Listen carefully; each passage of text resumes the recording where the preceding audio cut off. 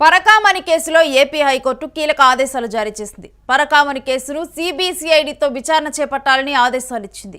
December 2 నాటికి విచారణ పూర్తి చేయాలన్నది న్యాయస్థానం. ఇక నిందితుడు రవికుమార్ ఆస్తులపై దర్యాప్తు చేయాలని ఏసీబీ డీజీకి ఆదేశం అందింది. ఇక లోక్ అదాలత్లో కేసు రాజీ చేశారు. ఇటు న్యాయమూర్తిపై కూడా చర్యలు చేపట్టాలంటూ కూడా హైకోర్టు తీర్పు ఇచ్చింది. తదుపరి విచారణ డిసెంబర్ 2కు వాయిదా వేసింది ఏపీ హైకోర్టు.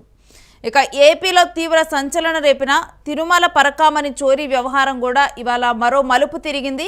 గతంలో పరకామణిలో జరిగిన చోరీ కేసును సెటిల్ చేసుకున్న వ్యవహారంపై దాఖలైన కేసును విచారిస్తూ కూడా హైకోర్టు ఇవాళ కీలక నిర్ణయం తీసుకుంది.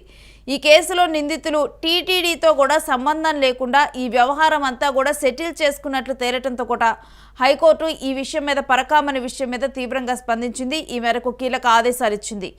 తిరుమల పరకామణిలో గతంలో జరిగిన చోరీ వ్యవహారం ఇప్పటికే ఎన్నో మలుపులు తిరిగిన సంగతి మనకి తెలిసిందే. ఈ చోరీ కేసులో నిందితుడిగా ఉన్న టీటీడీ ఉద్యోగి రవికుమార్, ఏవీఎస్ఓ సతీష్ కుమార్ గతంలో రాజీ చేసుకున్నారు.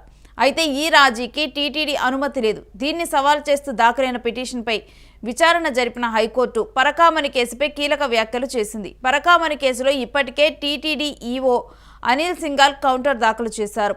టీటీడీ అనుమతి లేకుండా పరకామణి చోరీ కేసు రవికుమార్, ఏవీఎన్ఓ సతీష్ కుమార్ రాజీ చేసుకున్నారని ఈ పిటిషన్లో ఈవో పేర్కొన్నారు.